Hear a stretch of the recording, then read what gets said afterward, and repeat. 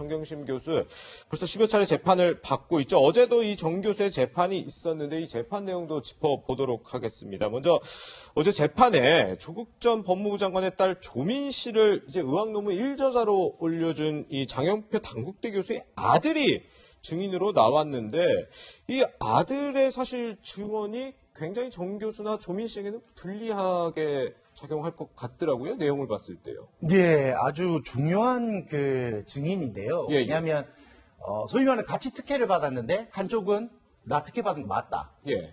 이거 정말 허위가 맞다라고 진술을 해버렸기 때문에. 장 교수의 아들이 그랬죠. 예, 장 교수의 아들이. 그러면 이제 조민 씨의 입장에서는 이게 변명해서 상당히 이제 신빙성이 떨어지는 거예요. 예, 예. 뭐 결론적으로 말씀을 드리면 인턴 활동을 아예 안 한 게 맞다. 예. 근데 본인이 장 교수의 아들이 이야기를 해버렸거든요. 네네. 나 인턴 활동 안 한 거 맞다. 예. 그런데 세미나에는 참여했다. 이렇게 예. 이야기했거든요. 네네. 그리고 영상에 나오는 그 세미나 당시의 영상에 그럼 조민 씨가 있었냐? 예. 그 영상을 보고 이 장 교수의 아들은 영상에 도 없고 그리고 조민 씨는 그날 세미나에 참석도 하지 않았다라고 본인이 확실히 기억을 한다라고 진술을 했습니다. 예. 근데 이렇게 돼버리면 지금 장 교수의 아들이 한 27 정도 되거든요. 예. 나이가. 예. 근데 이제 변호인 입장에서는 증인의 기억력이 예. 그렇게 지금 정확하지 않을 것이다라고 이야기는 하지만 그 정확하지 않을 것이라는 기억력에 대한 문제가 솔직히 나이가 상당히 적지 않습니까? 예, 예. 그런데 이제 기억의 신빙성이 상당히 높을 가능성이 높고 예. 그리고 굳이 본인한테도 불리할 수 있는 내용을 솔직하게 진술을 하는 증인의 어떤 증언이 상당히 이제 정경심 교사나 조민 씨한테는 불리하게 작용할 수밖에 없습니다. 네. 근데 이 부분을 좀 먼저 전제로 좀 짚어봐야 될 것 같은데 아까 조국 전 장관도 법원에 출석하면서 했던 얘기가 이제 그 변호인의 뭐 반대 신문 내용도 뭐 충실히 보도해달라 뭐 이런 얘기도 했기 때문에 하는 얘기인데 증인이 출석을 법원에 했을 때 뭐 본인의 기억에 의존해서 증언을 하겠죠. 그런데 만약에 허위 진술을 증인이 했을 경우 이 증인도 처벌을 받을 수가 있는 건가요? 예. 위증이라는 죄는요, 상당히 중하게 처벌을 받습니다. 예, 왜냐하면, 근데 위증이라는 걸 입증하는 게 상당히 중요한 게, 위증은 중앙에 처벌받기 때문에 입증하기도 상당히 어려워요. 예, 예. 그러니까 아예 객관적, 기억이 잘 안 나서 본인의 기억대로 진술했는데, 예. 그게 객관적 사실과 일치하지 않는다고 해서 네네. 위증죄가 되지는 않거든요.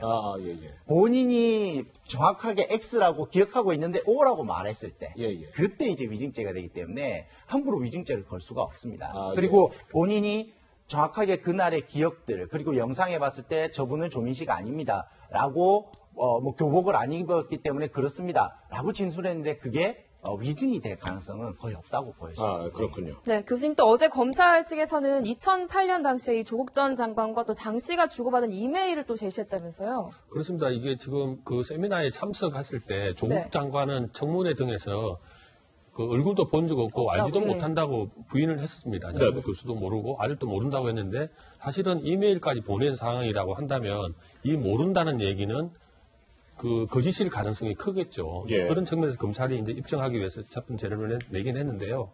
이 아들은 아버지 장영표 교수하고 좀 결이 다른 증언을 하고 있습니다. 네. 아버지는 두둔하는 쪽 같지만 아들은 양심을 걸고 자기는 안 했다. 예. 자책하는 듯 하면서 하고 또 한편으로는 장 교수 아들뿐만 아니라 그때 같이 한영외교 다녔던 이 인턴십을 했던 학생들조차도 예. 조국 씨 딸이 아니다라고 증언하고 있기 때문에 네. 이 증언의 신빙성은 좀 더 높아져가는 과정이고 정경심 쪽의 변호인의 변론은 신빙성이 떨어지는 이런 과정이기 때문에 이 재판에 하면 중요한 반환점이 될 것 같다라고 보여집니다. 네, 방금 박인복 교수가 얘기한 것처럼 조국 전 장관, 법무부 장관 후보자 당시에 이제 기자간담회를 했었죠, 국회에서. 그 당시에 이 장 교수의 아들에 대해서 이렇게 얘기를 했는데요. 한번 들어보시죠.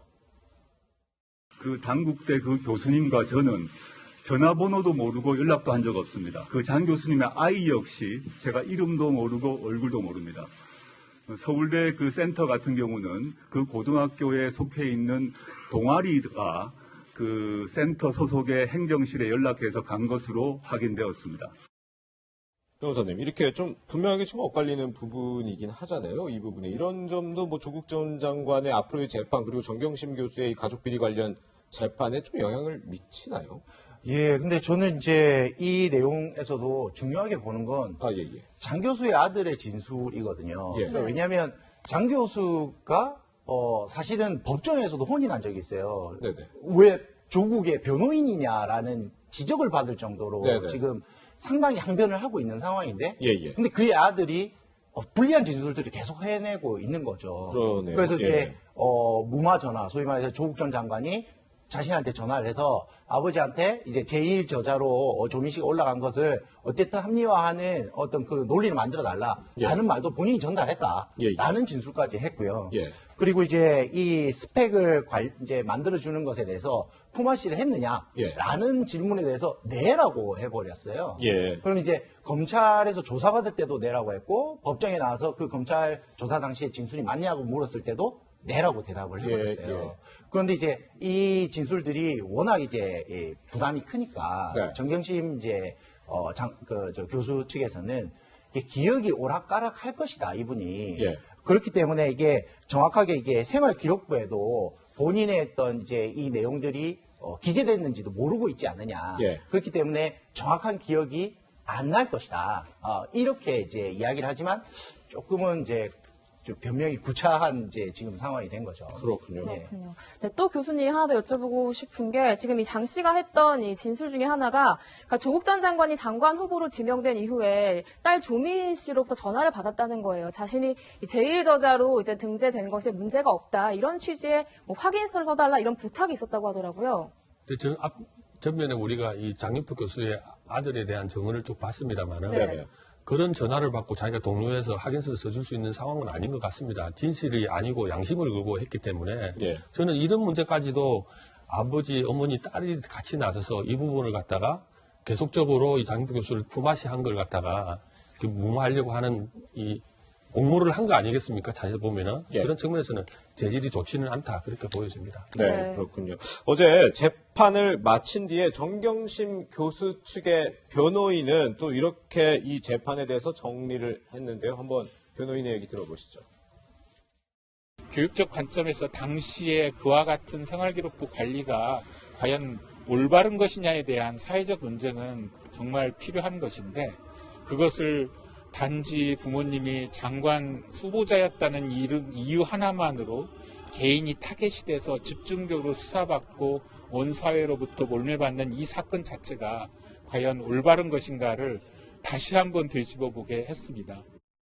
네, 이렇게 뭐 어제는 이 품앗이, 스펙 품앗이 의혹에 대한 재판, 증인 출석해서 재판이 이루어졌는데 어제 재판에서 또 한 가지 쟁점이 된 게 이거는 뭐 계속 나오는 얘기인데 지금 동양대 표창장 관련 네. 얘기예요. 그런데 재판부가 이 정경심 교수 측에다가 왜 표창장 발급에 관여하지 않은 정경심 교수 컴퓨터에서 표창장 파일이 나왔는지 설명이 없다. 이렇게 얘기를 했다고 하는데 이건 좀 어떤 의미가 있는 건가요? 예, 이 부분입니다. 이제 어쨌든 이제 피고인 입장에서는 네.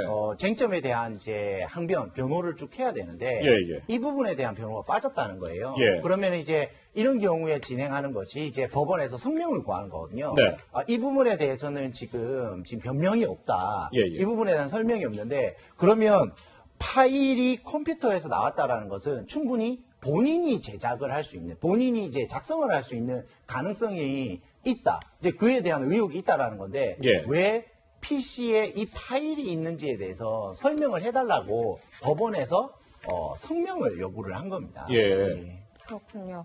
그런데 또 이제 보면은 이제 정경심 교수의 이제 뭐 보면은 이번 주말에 구속 기한이 만료가 되는데 그렇죠. 네. 석방 여부는 어떻게 보십니까? 예, 지금 상당히 검찰 입장에서는 구속기간 연장 신청을 할 수밖에 없는 상황입니다. 예, 왜냐하면 일단 자백을 하지 않은 상태지 않습니까? 네네. 지금 그리고 많은 증인들이 있는데 지금 증인들 신문이 거의 지금 계속 이루어져야 되는데 많은 증인들이 아직 남아 있어요. 네네. 지금 그러다 보니까 지금 계속 구속기간을 연장해야 한다.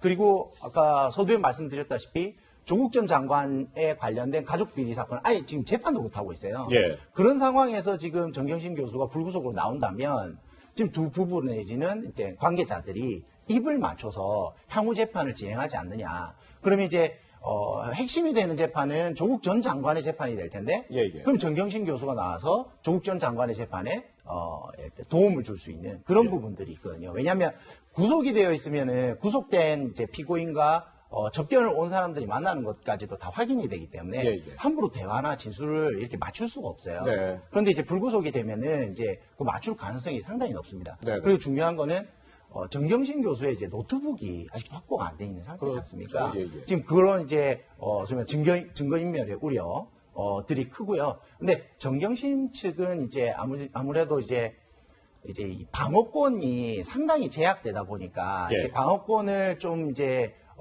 실질적으로 좀 보장하는 측면에서는 불구속으로 좀 재판을 받게 해달라. 예, 예. 이렇게 요구를 하고 있는 것입니다. 네. 그런데 이 정경심 교수의 구속 연장 여부 결정에 앞서서 한 6만 8천여 명이 네. 이 구속 연장에 반대한다면서 탄원서를 제출했다고 하더라고요. 저희가 그동안에 계속 많이 보도를 해드렸지만 조국 전 장관 수사 이후로 굉장히 좀 사회적 갈등, 사회 분열이 되고 있는데 이 구속 연장 여부로도 또 지금 사회 분열이 일어나는 것 같아서 다소 우려스러운 점도 있습니다.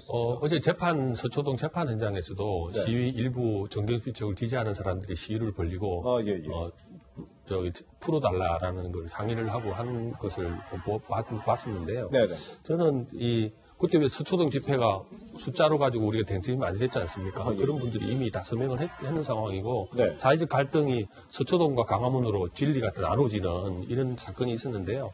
저는 이런 부분에 대해서 물론 정경심 입장에서는 국난을 일으킨 흉악 범죄도 아니고 한데 왜 네네. 구속을 하냐라는 일리가 있게 들리고 저는 불구속 원칙에 대해서는 타당합니다만은 예, 예. 아까 변호사님도 말씀하셨다시피 많은 정인들이 아직 엇갈리고 있고 그다음에 이제 정언이나 또는 재판상이 필요했던 아까 노트북이라든지 포장장이 지금 유출됐다든지 예, 예. 말을 맞춰볼 수 있는 소지들이 많기 때문에 네네. 아직도 재판 진행을 많이 돼야 되기 때문에 그리고 검찰 측에서도 240쪽 분량에 대한 구속의 불가피성을 설명했지 않습니까? 이런 네. 것들이 물론 이 240쪽 분량은 석방하라는 사람들이 반대 논리가 아닙니다. 네. 구속 수사를 해야지만 그리고 이게 지금 알다시피 조국 장관도 싸움을 걸고 있다. 나를 위해서 칼대를 들고 이런 거기 때문에 예. 검찰 입장에서도 이 사건을 쟁점화하고 국민들한테 풀어줘야 할 의무가 있기 때문에 네네. 구속이 필요하다는 그 24쪽 분량도 우리가 국민들이 한번 입장에서는 들여다볼 부분이다라는 생각이 듭니다. 네. 네. 그런데 변호사님, 이런 탄원서를 제출하는 게 실제로 구속 연장 여부에 영향을 미치나요? 네, 근데 특별히 직접적인 영향은 미치지 않고요. 네. 근데 안 낼 수는 없죠. 무조건 탄원서는 내기는 내는데 이 탄원서에 따라서 뭔가 이제